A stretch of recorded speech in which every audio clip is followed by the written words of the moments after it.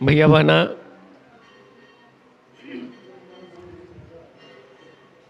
अभी जितने भी गुरु भाई गुरु बहना हैं, सबों का हृदय द्रवित है, दुखी है। कारण शिव चर्चा के मार्गदर्शक और शिव के प्रथम शिष्य साहब श्री हरिंद्रानंद का निधन हो गया। हृदय मर्माहत है, कुछ बोल नहीं पाते हैं लोग। जब जब चर्चा की बात होती है तो भैया की वो सब बातें याद आती है। उनका एक एक शब्द अकाट्य शब्द है, फिर भी उन्हीं का बीजारोपण किया हुआ ये चर्चा है। और इस चर्चा को लगातार संकल्प साहब का था। उस संकल्प को पूरा करने के लिए हम लोग सतत प्रयास करते रहेंगे कि हम शिव के शिष्य बने रहें और उनका जो ये कारवा है, उनका जो लक्ष्य है कि शिव जगत के गुरु हैं, उनको प्रतिस्थापित करने के लिए हम सब भाई बहना मिलकर उनके इस संकल्प को पूरा करते रहेंगे। तभी शिव के प्रथम शिष्य की संकल्पना और उनके विचार को हम लोग जीवित रख सकेंगे। कभी कभी लोग कहते हैं कि शिव चर्चा एक संस्था है, इसका कुछ लक्ष्य होगा, इसका कुछ कर्म होगा। लेकिन जब अंदर हृदय झांक के देखते हैं तो पता चलता है कि शिव की चर्चा साहब से पहले से ही होती आ रही है। साहब को जो गुरु ज्ञान मिला उससे पहले से ही चर्चा होती आ रही। रंग बदला हुआ था, ढंग बदला हुआ था। शिव के बारे में हर कोई जानते हैं और शिव बाबा के रूप में हमारे पास, हमारे साथ, हमारे आपके दादा परदादा करते आए। लेकिन शिव जगत के गुरु हैं, इसको किसी ने भी प्रतिस्थापित करने का प्रयास नहीं किया। और साहब सिर्फ शिव को गुरु के रूप में प्रतिस्थापित ही नहीं की, एक ज्योति जलाई है जिसका नाम है, जो सशक्त और सर्वशक्तिमान ज्योति है, जिसका नाम है ज्ञान प्राप्त करना। ज्ञान प्राप्त कर लेना साधारण चीज नहीं है। ज्ञान के बिना जीवन सूना है। हर एक व्यक्ति लाखों करोड़ों अरबों खरबों पैसा कमा लेते हैं, घर द्वार जमीन जायदाद गाड़ी घोड़ा सब कुछ ले लेते हैं, लेकिन ज्ञान की कमी रहती है तो सही रास्ते पे नहीं चल पाता है और कहीं ना कहीं से बिखराव की स्थिति हो जाती है। तो हम आपने शिव को गुरु माना है तो शिव से ज्ञान लेंगे और शिव जैसा बनने का प्रयास करेंगे। साहब कभी नहीं कहे कि हम ही गुरु हैं। साहब ने कहा कि गुरु शिव हैं, गुरु महादेव हैं, उनको गुरु मानो, उनका शिष्य बनो, मेरा शिष्य नहीं बनना है। तो भैया बाना, शिव के शिष्य हम भी हैं, शिव के शिष्य आप भी हैं और शिव के शिष्य ही हमारे वरेण्य गुरु भ्राता साहब श्री हरिंद्रानंद थे। उन्होंने जो संकल्प लिया, उन्होंने जो महादेव से प्राप्त किया, उसको स्थापित करके दिखा दिया। अब भैया शरीर में नहीं है, दायित्व तो हम लोगों का बढ़ गया। हम लोगों का दायित्व तो बढ़ गया है कि नियम से चलना है, नियम के मुताबिक सब कुछ करना है। आज दिन में बिट्टू भाई से कल बात हो रही थी कि कुछ लोग भ्रम में हैं कि साहब श्री हरिंद्रानंद के बाद इस पद को कौन प्राप्त करेगा। ये बातें कल आई थी।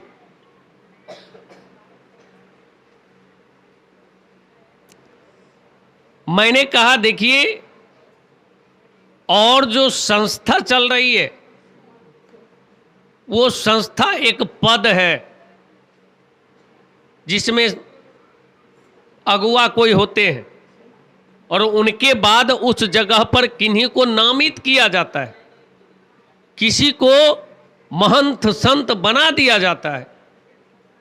लेकिन साहब श्री हरिंद्रानंद ने कभी अपने आप को महंत संत नहीं कहा।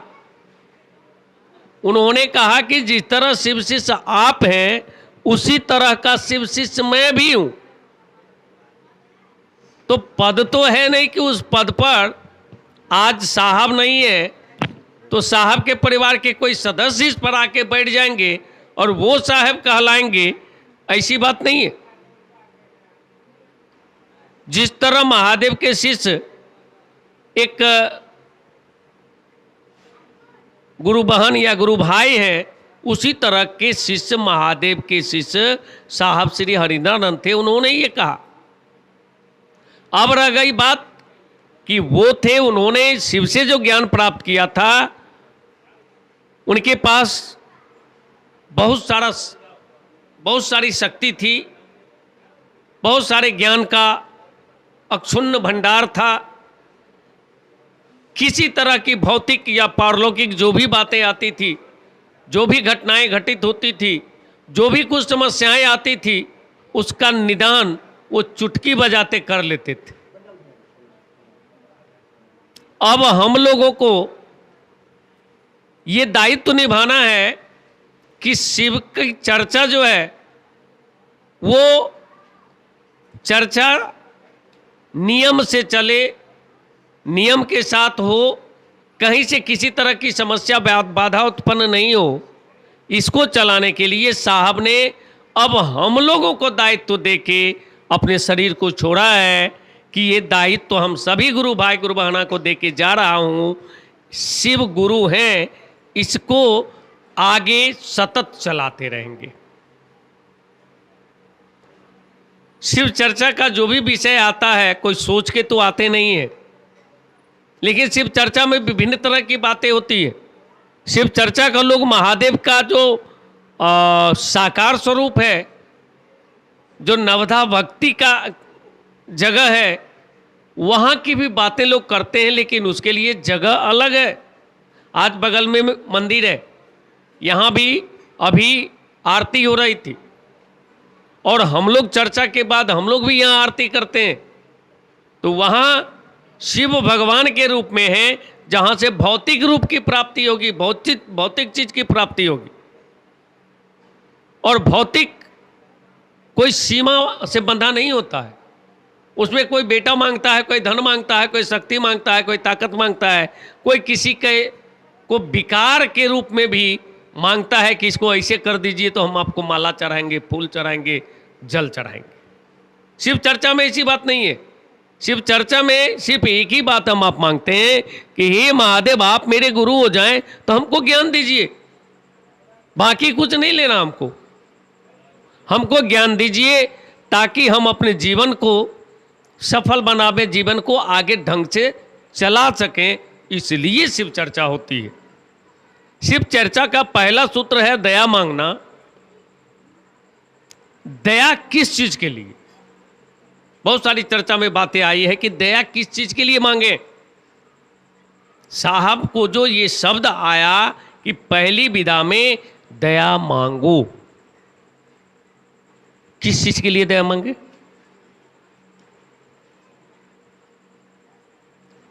दया मांगने का बहुत सारा सेंस होता है, बहुत सारा क्षेत्र होता है, लेकिन साहब ने एक शब्द, साहब को जो एक शब्द महादेव से मिला, इस दया में दुनिया की सारी चीज समाहित। हम आपके समस्या, हम आपकी लालसा, हम आपकी इच्छा, हम आपको जीने का तरीका, हम आपको भौतिक अभौतिक पारलौकिक लौकिक चीज, सारी चीजें एक दया मांगने में ही मिल जाता है। इसलिए भैया बहना, दया व्यापक शब्द है, दया साधारण शब्द नहीं है। और दया मांग के ज्ञान मांगते हैं तो ज्ञान वो चाबी है जिससे संसार के सभी सुखों का ताला खुलता है। मान लीजिए कि ये बहुत बड़ा घर है और घर के अंदर सोने का खजाना है, तो कोई दीवार तोड़ के खजाना लेना चाहता है, कोई किवाड़ तोड़ के लेना चाहता है। और शिव चर्चा वाला कहता है कि हे महादेव, हमें ज्ञान दे दीजिए, ज्ञान की चाबी दे दीजिए, तो अपने ज्ञान से इस घर को खोलेंगे और वहाँ का जो भी सुख साधन है हमें प्राप्त हो जाएगा। तो हम आप ज्ञान लेने के लिए शिव के शिष्य बने। अब ऐसा नहीं है कि शिव शिष्य बन गए तो सोना का जहाँ खजाना होगा वहाँ हम पहुँच जाएंगे, ऐसी बात नहीं है। मैंने एक दिन मोबाइल में पढ़ा, देखा कि बिहार में स्वर्ण भंडार मिला है। बिहार के जमुई जिला में स्वर्ण का भंडार मिला। तो अब सब शिव चर्चा वाला चल जाएगा जमुई में जाके दया मांगेगा कि हमको ये खजाना दे दीजिए। शिव शिष्य को खजाना नहीं चाहिए, शिव शिष्य को धन नहीं चाहिए, शिव शिष्य को कोई चीज नहीं चाहिए, सिर्फ ज्ञान चाहिए ताकि वो अपने जीवन को सफल तरह से जी सके। जीना आसान काम नहीं है, जीना एक कला है। और साहब ने कहा अपनी शिष्यानुभूति में कि शिव से आया हुआ ज्ञान जीवन जीने की कला सिखाता है। हे महादेव, हमको कला दे दीजिए ना, जीना तो खुद सीख लेंगे। अक्सर हमारे वरेण्य गुरु भाई साहब कहा करते थे, जिस समय मैं चर्चा में नहीं आया था उस समय काफ़ी खराब लगता था चर्चा, गुस्सा में हम बहुत कुछ बोलते भी थे, लेकिन जब चर्चा की बारीकी को समझे और दिमाग के अंदर जो कचरा भरा हुआ था, लौकिक पारलौकिक और अन्य बातों से जो मेरा माथा भरा हुआ था, एक दिन क्रोध में वेणुगोपाल जी दुर्गा स्थान में 1.5 घंटा तक हमसे बहस किए और 1.5 घंटा तक मैंने वेणुगोपाल को हरा दिया, क्योंकि मेरे अंदर का तमस जो था, मेरे अंदर की जो क्या कहिएगा उसको, अहंकार, वो हमेशा वेणुगोपाल को दाबते रहे। आज वेणुगोपाल मेरे गुरु स्वरूप हैं, उन्हीं के वाणी पर उन्हीं को हराने के लिए मैंने विवेका सिंह जी के यहाँ चर्चा में पहुंचा और मैंने धज्जियां उड़ा दी शिव चर्चा वालों की, धज्जियां उड़ा दी भी निगेटिव सोच के कि शिव चर्चा शिव के कल्याण, शिव चर्चा जगत कल्याण नहीं करता है, जगत का विनाश कर रहा है।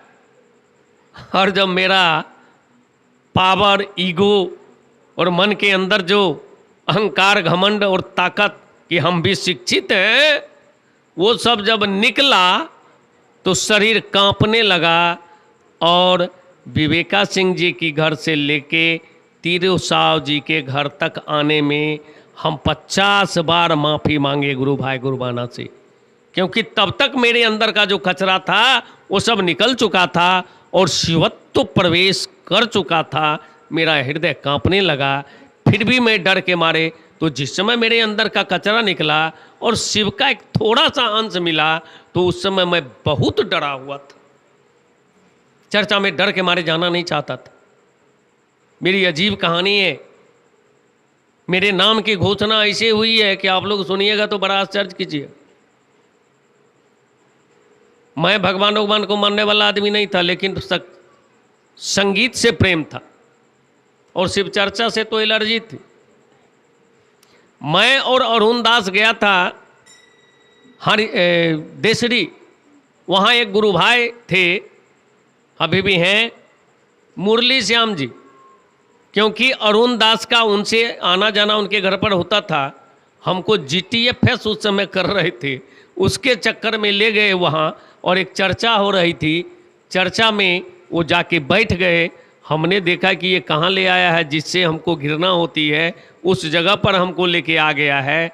वहाँ जैसे ही पहुँचे तो एक गुरु बहन, अब कहते हैं गुरु बहन, उस समय तो कहते थे एक लड़की आई और पर्ची लेके हमको कहा कि गुरु भैया आप भजन दीजिएगा कि चर्चा। हम इतना जोर उसको डटे, भगवत चर्चा भजन यही सब करना है, अरुण दास हमको कहाँ ले आया।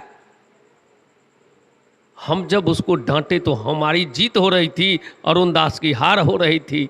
लेकिन अब सोचते हैं हमारी हार हो रही थी, अरुण दास की जीत हो रही थी। अरुण दास अपना लाज बचाने के लिए कह दिए कि नया नया जुड़े हैं, इनको अभी न चर्चा आता है न भजन आता है, इसलिए इनको छोड़ दीजिए। वहाँ से कहे कि जल्दी उठो। वहाँ से भाग के आए मुरली श्याम जी के यहाँ। मुरली श्याम जी की अर्धांगिनी जो गुरु बहना थी वो चाय बनाने लगी, चाय पिए। उसी समय मुरली श्याम घर पर नहीं थे, मुरली श्याम कहीं से आए और अरुण दास कह दिया कि देखिए इनका नाम की घोषणा करने के लिए हम बहुत आग्रह कर रहे हैं लगभग 2-3 महीना से, लेकिन ये नाम की घोषणा नहीं करवाते हैं। वो आए और खुला हुआ आंगन था, आंगन में आके हमने कह दिया, ए अरुण दास मेरा नाम नहीं बताना, हमको नाम की घोषणा फोषणा नहीं करवाना।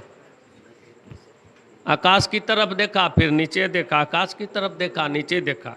हम एक नज़र देते थे मुरली श्याम पर और एक नज़र देते थे अरुण दास पर कि कहीं पटपटा के मेरा नाम तो नहीं बोल रहा है।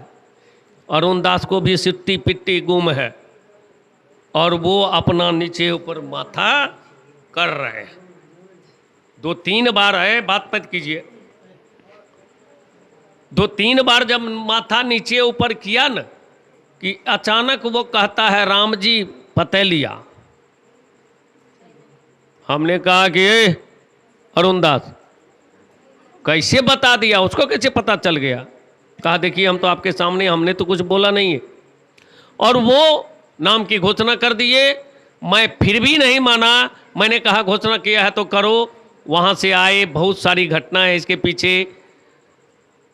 एक दिन बजरंगी जी हमको डांटे भी, खैर जो कुछ हुआ, लेकिन शिव शिष्यता की कड़ी में जैसे जैसे मेरे अंदर का विकार निकलता गया, शिव प्रवेश करते गए। अभी मैं बाहर में कुछ बात कर रहा था कि भैया जब तक मन के अंदर का ईगो खत्म नहीं होगा तब तक साहब का दिया हुआ संकल्प मन में नहीं आएगा। इसलिए भैया बहना, हम आप दया पर बातें हो रही थी, दया व्यापक शब्द है, दया मांगिए। चर्चा करना बहुत जरूरी है।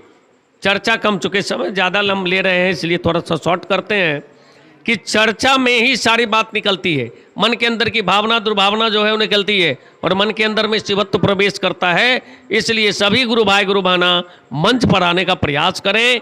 नमः शिवाय से नमन करते हैं, नमन करते रहिए। और एक बात ध्यान में रखिए कि हम शिव के शिष्य हैं तो अनुशासित जरूर रहे और शिव चर्चा का जो नियम है उसके अनुसार हम लोग चलते रहें। और शिव की असली चर्चा है कि हम शिव शिष्य जीवन भर बने रहें। इन्हीं चंद वाणी के साथ अपने वाणी को अगली चर्चा तक के लिए विराम देता हूँ। जय गुरुदेव।